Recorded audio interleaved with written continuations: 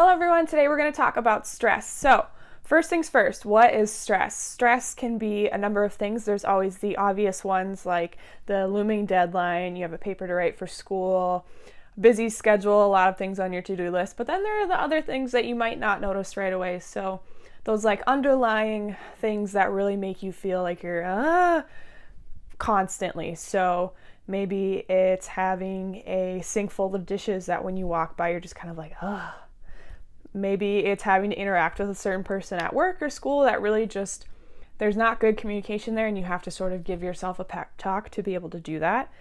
It could be anything that keeps you up at night, stuff that really keeps you from doing other things in your life, so it's something that you just can't stop thinking about. Or it could be something that just makes you feel like meh, that feeling I'm talking about? It could be so many things, but the key to understanding what your stress is bringing awareness to those little things that make you feel Because we can kind of figure out the big ones, right? We know what the big ones are, but it's those underlying little ones that kind of start stacking on top of each other that create this like collective pile of like, Am I right?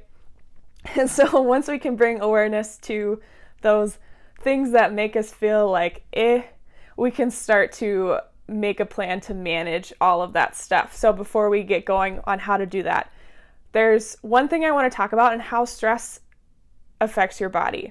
So we have a nervous system, correct? It's running our body. It tells our muscles to move. It runs our brain, right? So there's a branch of our nervous system called the autonomic nervous system, which has two parts to it. The sympathetic nervous system, which is the fight or flight response, meaning in times of danger or stress, your body goes into hyperdrive. It gets reared up, ready to go. It says, it's time to run, or in some cases freeze, because it's trying to keep you alive.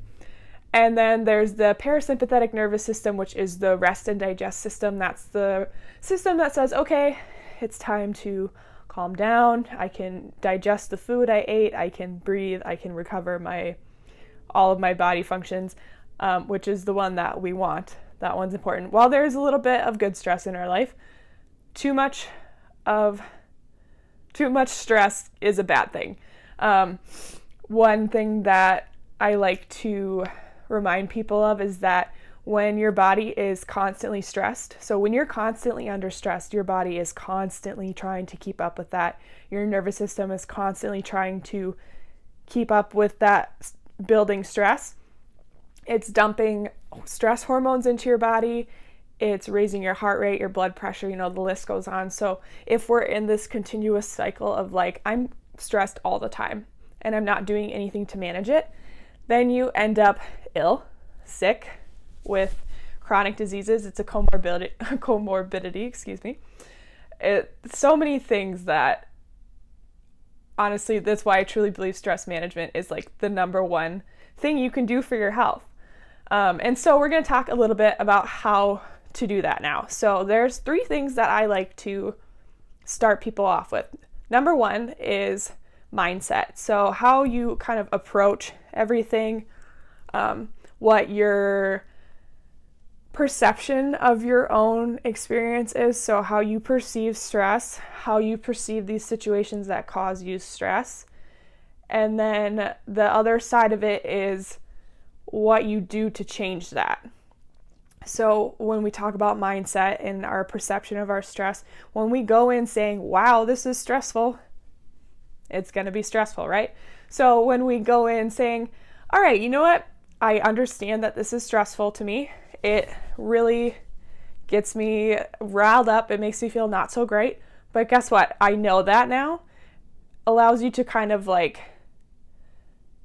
adapt to it, right? So once you kind of have that awareness of like, yeah, this is stressful for me, you can sort of take a step back. And then piece number 2 for stress management, take a breath. So breathing directly impacts your nervous system. You see it in meditation, you see it in yoga, you have people breathe to calm themselves down. It's used all over in a ton of different practices. So I am a big fan of breathing. If you've seen any of my recent to a while back posts, I always talk about breathing because it's so important, and it can be done like within like 3 seconds, right? It's something you can be at your desk, on the bus, walking, driving, you're breathing at all hours of the day. So why not take those little pieces of your day that you feel stressful and use the tool that you have to help you, right? So the first breath practice that I like to talk about is 4-7-8 breathing. So you're going to inhale for 4 counts, hold very gently at the top. So it's not like it's like a hold for 7 counts at the top, and then a slow exhale for 8. Now this pattern of breathing helps your nervous system go, okay, we're not in flight mode anymore. We're not in fight mode. We're not trying to run away from danger. It says, okay, it's time to recover. It's time to digest. And just by doing that a few times through, you'll kind of start to feel that sensation of like happening. And so I like to do that before I need to go somewhere where I know I'm going to be stressed out. You know, you could do that at your desk for just a couple seconds before you start working again. I like to use it too as a transition piece. So as I'm moving from one thing to another, or one activity to another, I like to take a mindful minute and just kind of like breathe for a moment and let myself come back into the present moment. And then number 3 is a self-care routine. So this can look a million different ways. I know you've probably seen a ton of stuff on the internet of like what that looks like, all these different ideas. You know, common ones are taking a bath, massage, getting your nails done, hair done, yoga, all that fun stuff. So it could be anything from physical activity to treating yourself with nourishing food. So I know people love to jump to the junk food because it's comforting. And while there is definitely a time and a place for that, I find that when people feed themselves their favorite nourishing foods, so like a smoothie that you really like, or you know, something like a sweet potato hash that's your favorite dinner, that kind of stuff where it's like that middle ground where you have some nutrition to it, where it boosts you up a little bit instead of just like makes you feel even worse, if that makes sense. So nourishing food, the physical activity, that could be, you know, a number of things. I also like to tell people to pick different durations of self-care practices. So having something that you can do in a minute or less, having something you can do in 5 to 10 minutes, and then something that's longer, maybe 30 minutes or longer. My favorite 1 minute or less is the breathing or holding a warm cup in your hand. This is a practice that's been used a lot in other types of therapies and all that fun stuff. It's a really big grounding practice, and it kind of helps you like pull away from the outside world and like back to yourself. So holding a warm cup, maybe it's giving yourself like a gentle hand massage, or, you know, some kind of facial massage. And really the thing with self-care is it doesn't have to look one way. And the thing I want to talk on too is it doesn't have to be expensive. It doesn't have to be a treat yourself deal where you go and you spend $40 at the mall and then you get a, you know, $100 massage. It can be that, and if that's what you want to do, like absolutely, but it shouldn't be a financial stress for you to have that stress, or that self-care rather. So that's just something to keep in mind. And when you look at building your self-care practice, you want to spread it out into little pieces throughout the day. So having kind of like a set idea of, you know what, I get really stressed right after lunch. I am going to start holding my warm cup of tea for the afternoon.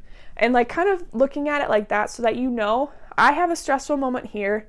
I'm going to do this. It's an action plan. So you know, I get overwhelmed on Sundays, you know, Sunday scaries. I'm going to start doing XYZ on Sundays so that I can mitigate that stress. So the key to stress management is really just having an awareness and coming up with a plan of how to address that. And we talked a little bit about like a couple different ways that you can do that. And honestly, it can be anything that resonates with you. So it doesn't have to be exactly what I've said, and it doesn't have to be anything that I said. It should be something that doesn't feel stressful to you to do it. And it should be something that gives you a sense of relief.